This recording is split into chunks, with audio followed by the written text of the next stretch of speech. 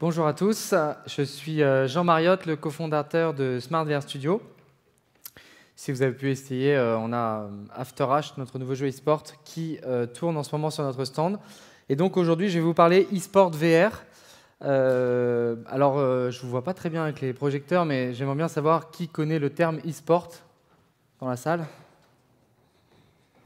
Ok, c'est bien, parce que si vous ne le connaissiez pas, ça veut dire que vous n'avez pas joué aux jeux vidéo depuis un bon moment. Vous connaissez, mais qui joue à des jeux e-sport dans la salle? Un petit peu moins quand même. Il y a un petit peu moins de hardcore gamers que des gens qui connaissent. Donc c'est vrai que c'est un phénomène qui est assez intéressant. Et donc du coup, je vais vous parler un peu d'e-sport, mais aussi bien sûr d'e-sport VR.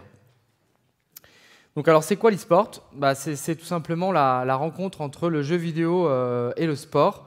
C'est un phénomène qui est né en Corée, notamment, qui a été poussé par la Corée, et qui aujourd'hui rassemble des millions de joueurs. Si vous regardez par exemple un jeu qui s'appelle League of Legends, qui est le plus gros jeu e-sport actuel, on a un nombre de joueurs actifs de 12 millions de joueurs actifs par jour. Et si on compare par rapport à Instagram, par exemple, qui est quand même un réseau social qui est au cœur de notre quotidien, eh ben, on est à 7,5 millions. Donc Instagram est en dessous de League of Legends en termes de joueurs actifs par jour. Donc on voit un peu le phénomène qu'on a autour de l'e-sport. Alors en fait, l'e-sport, ça a commencé il y a un moment, puisque c'était en 1972 avec l'arrivée du Pong, où en fait, on a commencé à voir des joueurs s'affronter en 1 contre 1. Et donc le but, c'était de... Alors j'ai pas mis de vidéo, mais j'imagine que vous connaissez. Il fallait faire passer la balle ou le trait, en l'occurrence ici, dans la partie adverse. Et donc on jouait à 1 contre 1. Alors à l'époque... quand on a démarré sur ce genre d'expérience et de jeu, bien sûr, on n'était pas équipé à la maison. D'ailleurs, je reviendrai sur ce point par rapport à la VR. Et donc, il fallait se déplacer dans des salles d'arcade pour jouer. Et donc, on se déplaçait. Il y avait des tournois qui se réalisaient dans les salles d'arcade. Et alors après, le vrai premier jeu e-sport FPS, c'est Quake. Quake qui du coup a lancé vraiment l'e-sport en FPS, et donc là on jouait en multijoueur et ça a été vraiment un phénomène incroyable. Quelques années après, en fait on a vu Counter-Strike arriver, qui est un jeu qui existe toujours. C'est ça qui est aussi qui est beau dans l'e-sport, c'est que potentiellement la durée de vie du jeu est infinie si les éditeurs sont à même de pouvoir faire des nouveaux contenus, améliorer le jeu. Vous voyez que bien sûr aujourd'hui CSGO, donc Counter-Strike, sur lequel on joue et sur lequel il y a des compétitions, n'a rien à voir en termes de graphique avec ce qu'on a vu bien sûr dans les premiers jeux. Et donc là il y a eu vraiment un phénomène. Et en fait, alors Counter-Strike et plutôt les FPS ont plutôt emballé l'Europe et les États-Unis.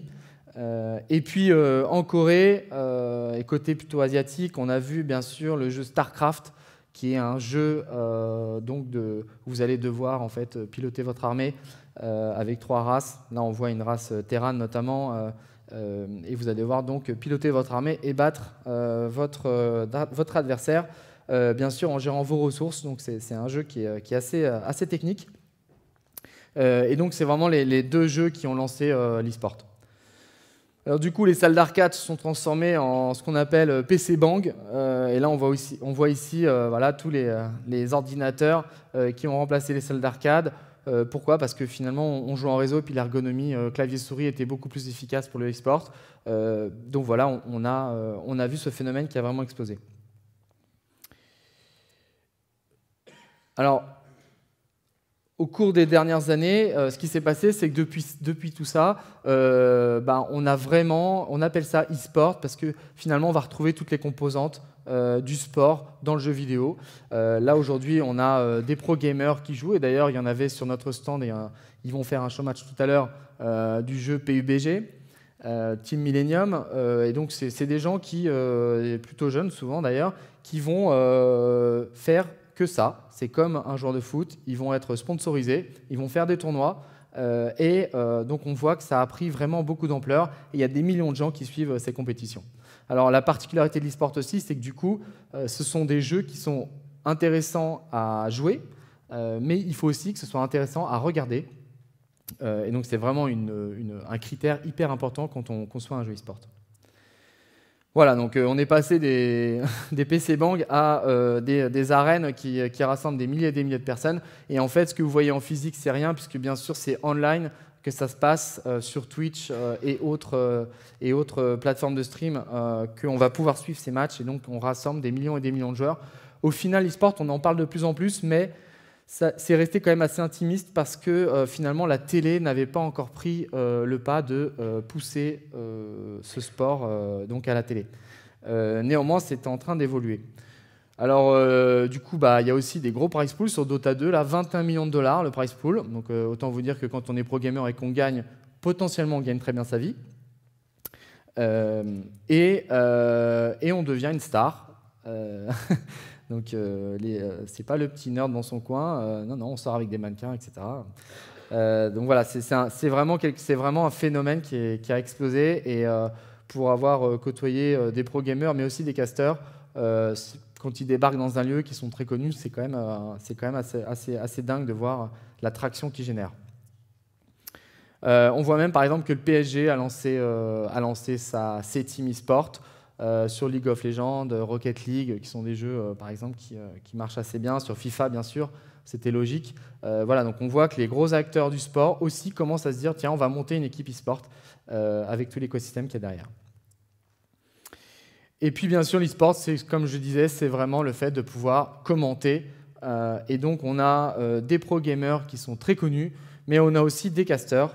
Et c'est vraiment un phénomène qui est hyper important parce qu'on va pouvoir commenter, regarder. Quand vous jouez à un jeu et que vous commencez à être un peu bon, en fait, vous prenez beaucoup de plaisir à voir des pro gamers qui vont être excessivement bons et réaliser des prouesses sur le jeu.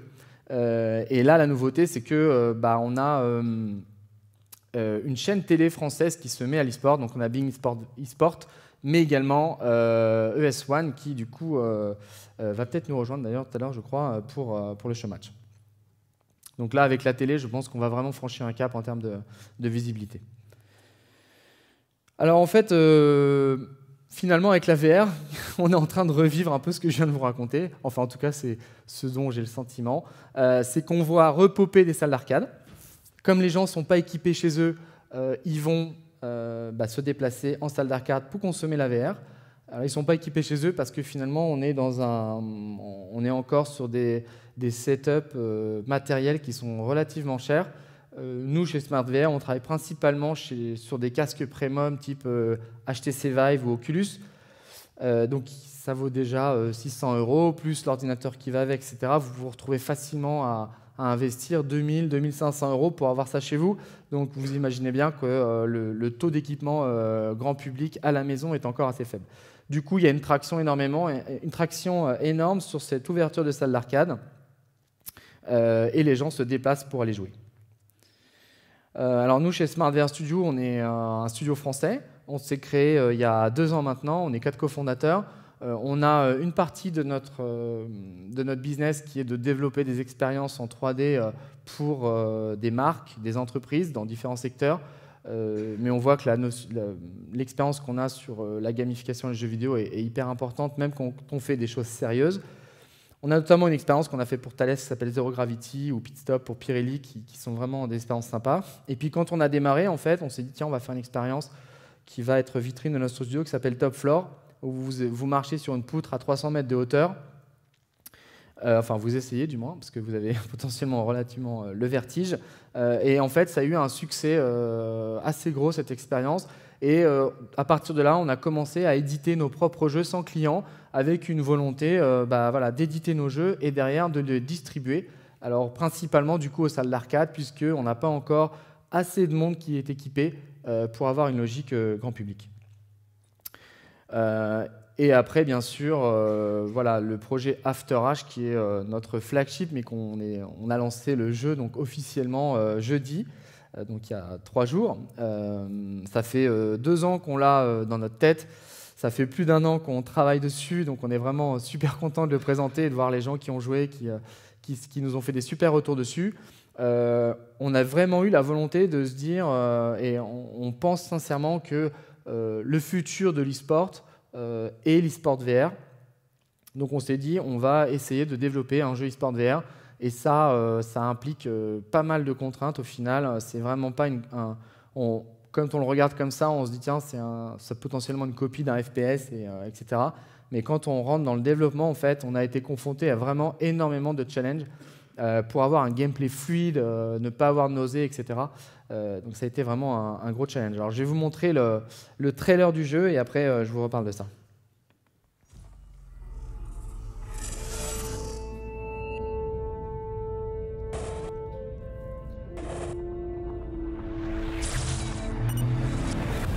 In a world where human civilization has almost disappeared, several factions fight to take control of the solar system's resources. Enemy forces ahead.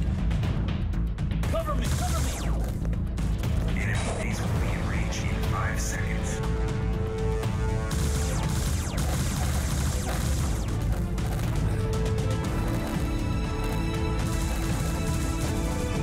The opposing team just took the lead.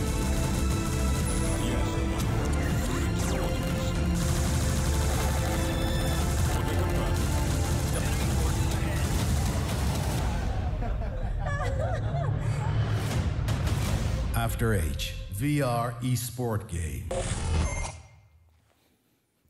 Donc voilà pour le trailer. Alors en fait, After H se joue, c'est un FPS, comme vous l'avez pu le voir. Il se joue dans différents modes. Dans un mode qu'on appelle box et qu'on présente aujourd'hui sur le salon. Donc on évolue dans un environnement de plus ou moins 3 mètres sur 3 mètres. Et donc on va gérer nos micro-déplacements physiquement. D'ailleurs, c'était vraiment intéressant les réflexions qu'on a eues avec les pro-gamers qui sont venus jouer et qui jouent, eux, sur clavier-souris, où on se dit, si demain, il y a vraiment des pro-gamers e-sport, il y aura potentiellement un entraînement physique qui sera fait, parce que quand vous commencez à vous baisser, esquiver, et que vous devez jouer plusieurs heures pour vous entraîner, potentiellement, le physique va rentrer en jeu. Donc ça, je pense que c'est un bon point pour le jeu vidéo, parce que ça a été souvent une critique. Et on a également un mode qui est...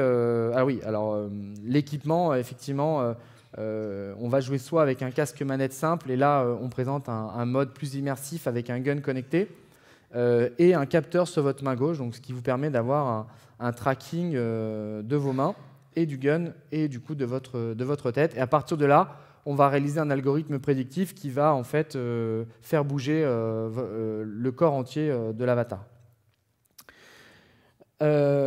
Voilà comment se présente le gun. Donc, on a développé plein d'interactions possibles et la prise en main doit être simple et en même temps il faut pouvoir vraiment monter en compétences. Donc on a la gestion de la recharge, etc., qui peut vraiment faire la différence quand vous êtes en train de jouer.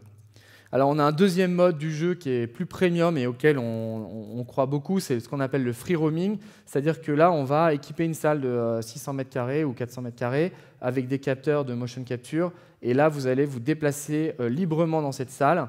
Donc là c'est comme si on réunissait le laser game ou l'airsoft avec le virtuel. Donc là vous n'avancez plus avec votre... alors, hop.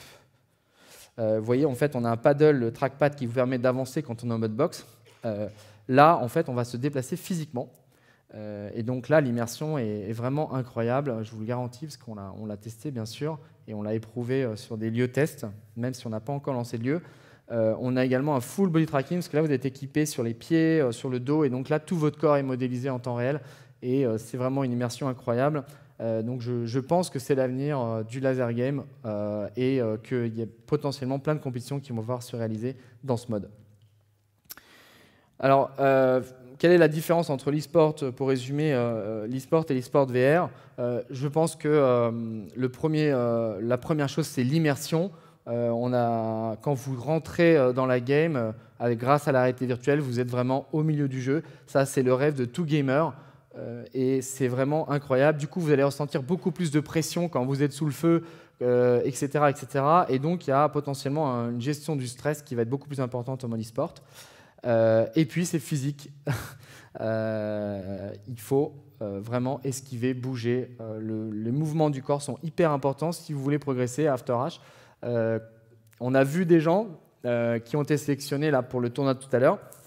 Ceux qui ont réussi à performer, c'est vraiment des gens qui ne sont pas restés dans un mode classique jeu vidéo devant leur écran, mais qui ont vraiment joué avec tout leur corps pour esquiver et se cacher derrière les murs.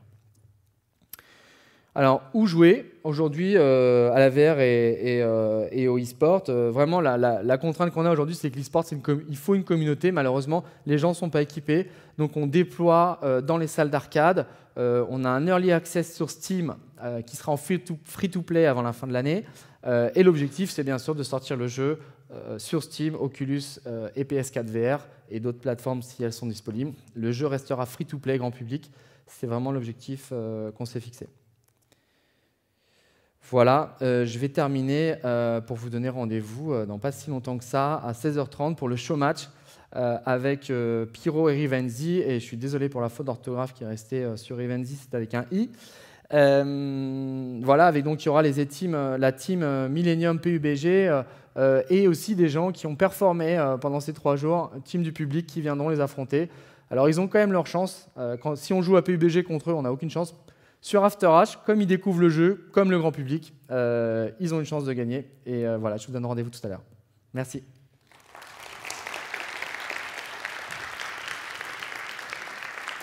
Merci Jean. Est-ce qu'on a des questions dans la salle? Oui.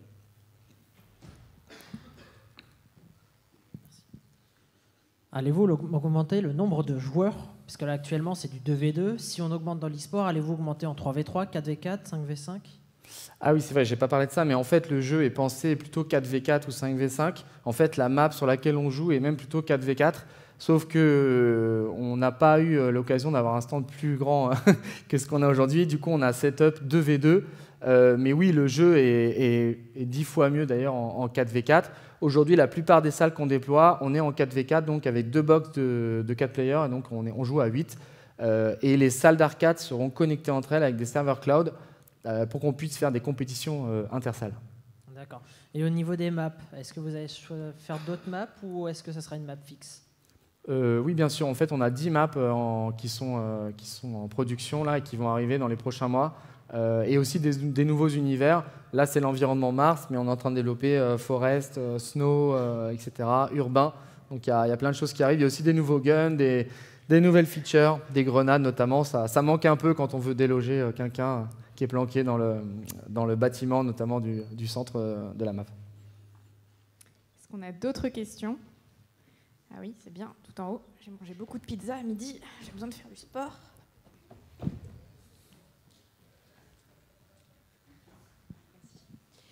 Bonjour, du coup je voulais vous demander, est-ce que vous prévoyez tôt ou tard d'intégrer en fait les différents capteurs qu'il peut y avoir notamment dans le torse, l'équipement avec le torse et qui redonne en fait une sensation de réception de balles. Ah oui, les casques, les gilets haptiques. C'est ça. Oui, tout à fait. En fait, on travaille déjà sur ça. On l'a déjà testé, comme ici, par exemple. Oui, justement, c'est en voyant ça où je me suis posé la question. Oui, en fait, là, on est en train d'intégrer le kit développeur d'un gilet qui s'appelle Hardlight et qui en fait, vous permet de ressentir les impacts de balles, mais aussi un retour de force quand vous tirez, etc. Il permet même de faire de l'appui sur les épaules. C'est assez incroyable. Oui, en fait, avec du retour haptique, en fait, on vous fait ressentir en fait l'appui sur vos épaules si bien sûr il pleut dans le jeu. Donc c'est du sens. Super, merci. Est-ce qu'on a d'autres questions? Oui. Ce sera la dernière. Alors moi, ma question va être un peu décalée, mais quand même concerne le concept de e-sport. Est-ce que vous avez un mot pour les futurs casters, les commentateurs? C'est une bonne question. Pourquoi on les appellerait pas casters? Enfin, je sais, j'utilise les deux termes, c'est pas grave. Non, après il y a aussi, on dit qu'on appelle ça e-sport VR ou V-sport. Honnêtement, les terminologies, depuis qu'on est dans la VR, on en a vu passer un certain nombre, hyper reality, 4D, etc. Ce qui est certain, c'est que l'e-sport, le mode observateur, c'est clé. et qu'aujourd'hui, tout à l'heure, vous allez voir vous allez voir After H avec des pro gamers qui vont s'affronter en VR, mais vous allez avoir un retour sur un écran 2D. C'est quand même assez, ça n'a rien à voir entre ce que vous voyez à l'écran et ce que vous vivez. Et du coup, il y a des choses qui sont en train de se développer pour développer des modes observateurs en VR. C'est-à-dire que le spectateur lui-même a un casque VR et est au milieu du combat. Alors bien sûr, aujourd'hui, la complexité, c'est que il faut que tout le monde ait un casque VR dans la salle. Donc forcément, ça complexifie un peu l'histoire. Mais avec les prix qui vont descendre et on dit que le marché de la VR passera devant celui de la télé en termes de matériel en 2020. Du coup, voilà, on peut rêver de ce genre de choses. Merci. Merci beaucoup Jean, et donc on vous donne tous rendez-vous à 16h30 pour la compétition de gaming sur le jeu. Merci beaucoup.